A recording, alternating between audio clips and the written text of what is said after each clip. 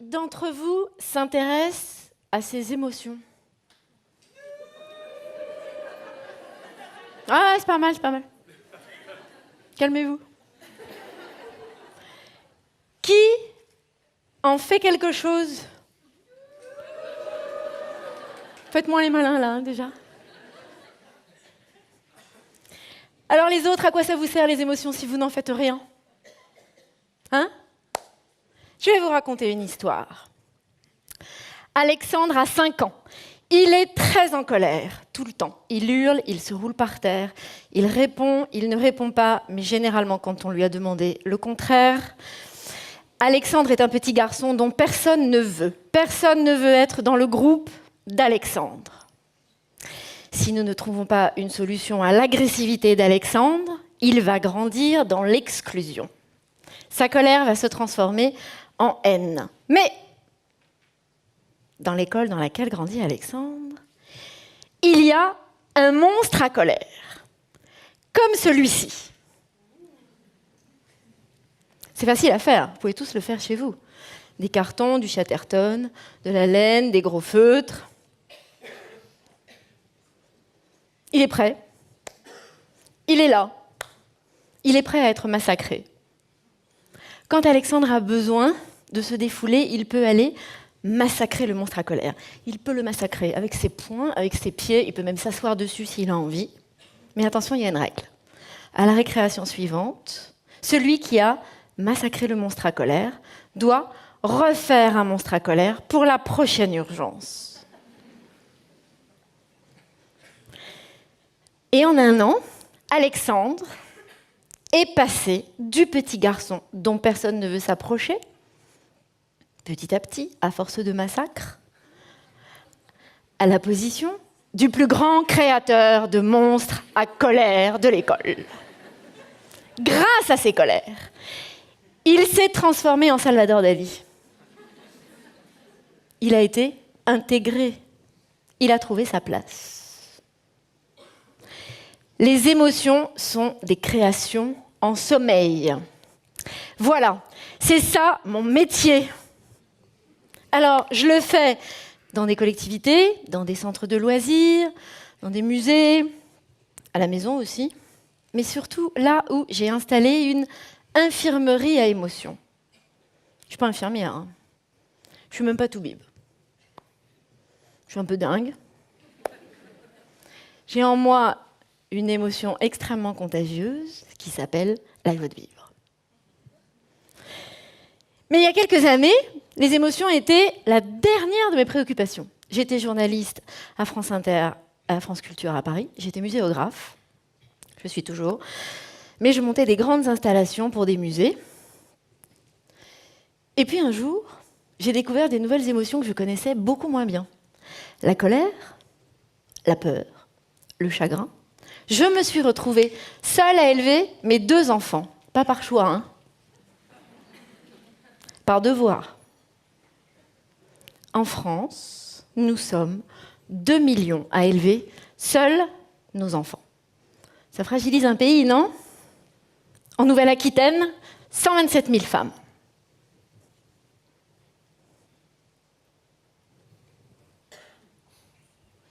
Pourquoi ça fragilise?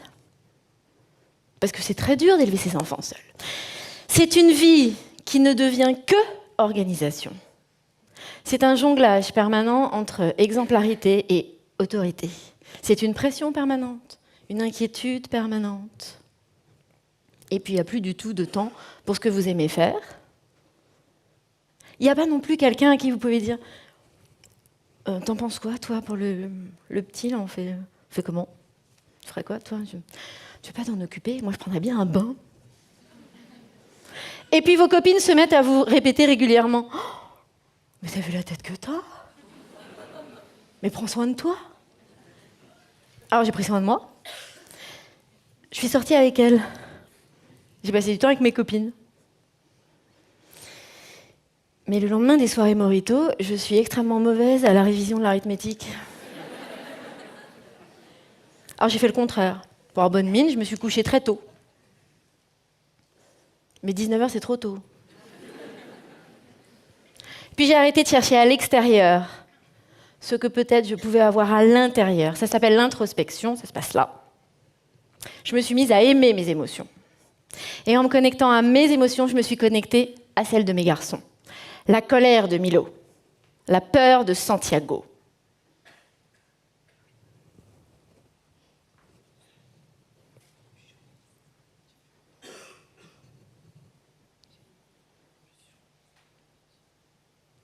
Pardon? Ah oui. Ah oui, la théorie. Vous vous demandez ce que je vais vous dire maintenant? Eh ben moi aussi.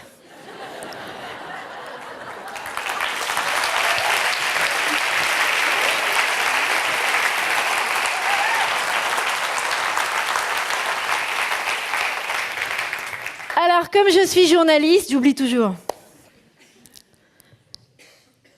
J'ai voulu comprendre. Comment ça se passe une émotion? Ça se découpe en 4 temps. La première phase, c'est la mise sous tension. On était peinard, on ne l'est plus du tout. La deuxième phase, c'est la phase de l'expansion. L'émotion s'installe, et d'ailleurs on dit « ça monte ». La troisième phase, c'est ma préférée. C'est la phase de l'expression. Jean-Paul Sartre disait « Nous appellerons émotion la chute brusque de la conscience dans le magique. » Dit comme ça donne envie, non? Alors, en réalité, ça s'appelle le pétage de plomb.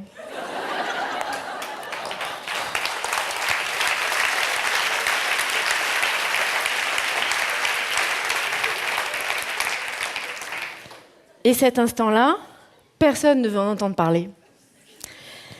95% de l'énergie générée par vos émotions n'est pas exploitée. Mais nous, à l'infirmerie émotion, c'est ce qu'on préfère.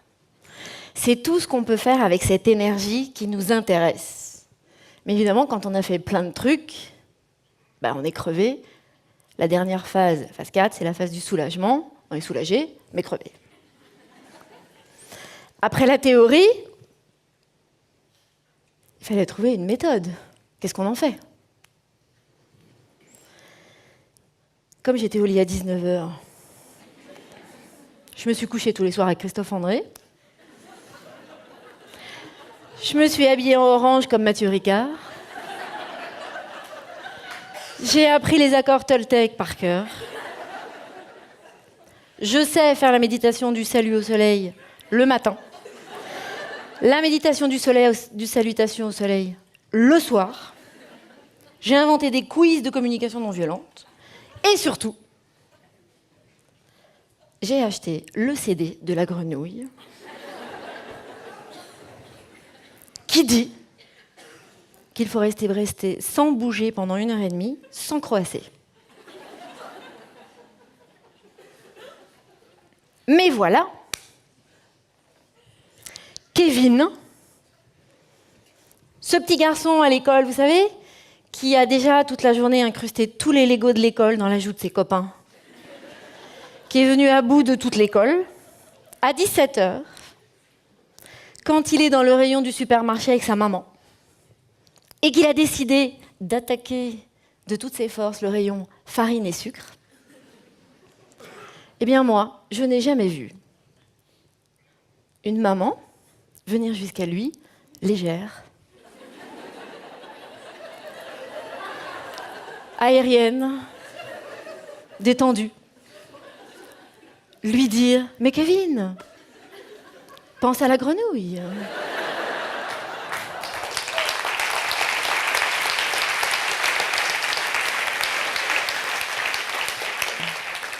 Et c'est probablement pour cette raison que les collectivités se sont mises à m'appeler.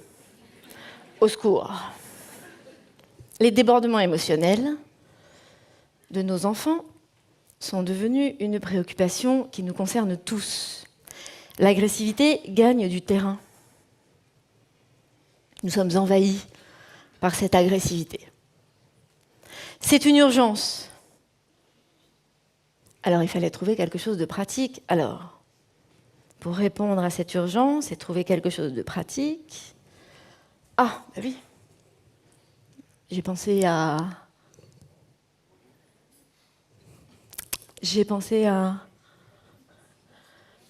Mary Poppins.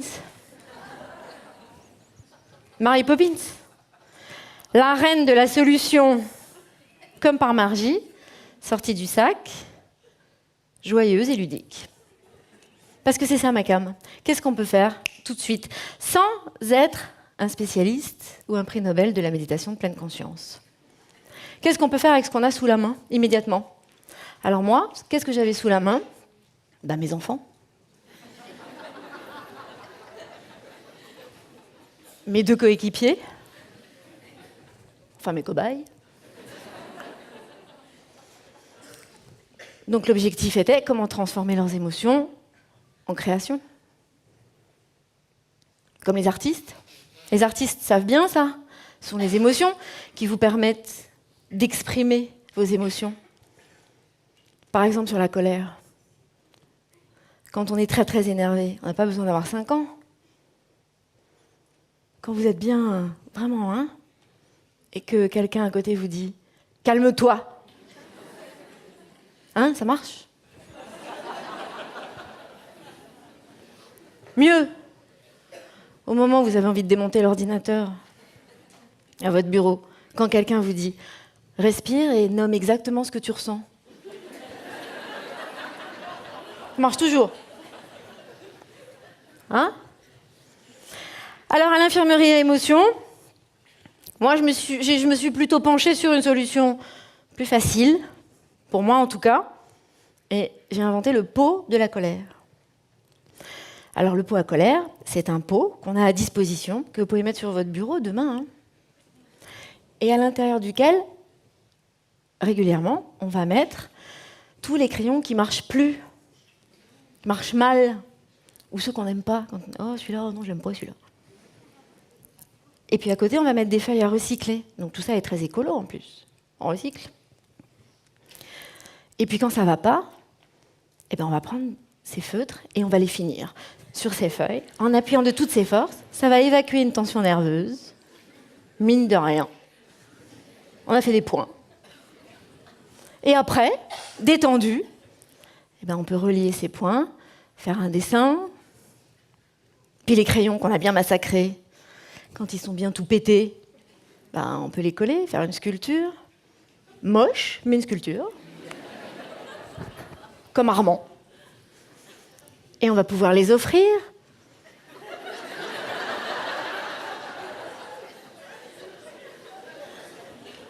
Créer du lien. Parce que c'est ça ce qu'on fait à l'infirmerie à émotion. On va se marrer beaucoup. On s'amuse beaucoup à l'infirmerie émotion. Parce qu'en créant du lien, on partage.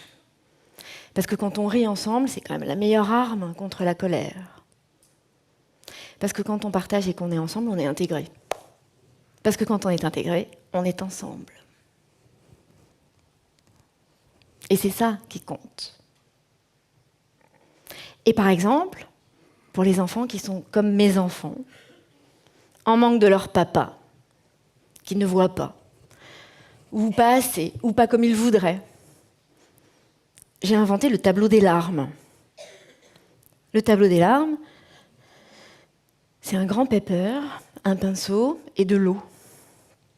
Et puis, on va imaginer que chaque larme est un personnage qui coule sur la joue comme sur une piste de ski. Simone, la première larme qu'on a retenue très longtemps, elle est grosse. Donc on va faire une grosse goutte d'eau sur ce tableau. Et puis, les 3 petites larmes qui suivent, elles se disent oh, « ça y est, on peut se jeter dans le vide ». On va les appeler Eliane, Suzanne et Viviane. Donc, Elles coulent plus vite, elles sont plus petites. Et hop, on va faire des gouttes d'eau. Et après, on peut inventer comme on en a envie. Et puis ces gouttes d'eau, on va leur mettre de l'encre dedans. Et puis tout d'un coup, ce chagrin devient très poétique. On finit par faire un tableau un peu comme Jean Cocteau. Dans l'infirmerie émotion, souvent, sur ce tableau, les enfants relient les gouttes pour dessiner un bateau. Sûrement parce qu'ils sont ravis de se dire que le chagrin va se barrer loin, à l'autre bout de l'océan. Et si tu vois papa, tu lui diras qu'on est malheureux. Parce que c'est ça les émotions. C'est la preuve qu'on est vivant. Il n'y a que quand on est mort qu'on n'a plus d'émotions. Il y a des morts dans la salle ?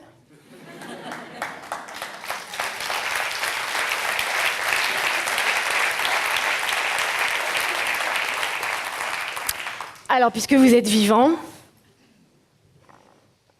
nous pouvons tous transformer les émotions en création, transformer ces fragilités en force.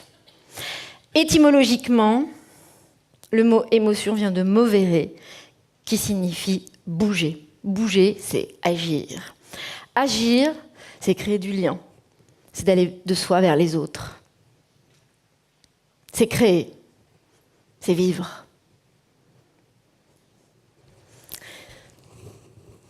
Oui, mais moi, avec la farine et le sucre, je voulais faire un gâteau. Mais oui, Kevin, tu peux devenir pâtissier. On va ranger un petit peu d'abord. On va aller chercher des œufs. Et un jour, tu seras Pierre Hermé. Parce que les émotions sont des créations en sommeil. Merci.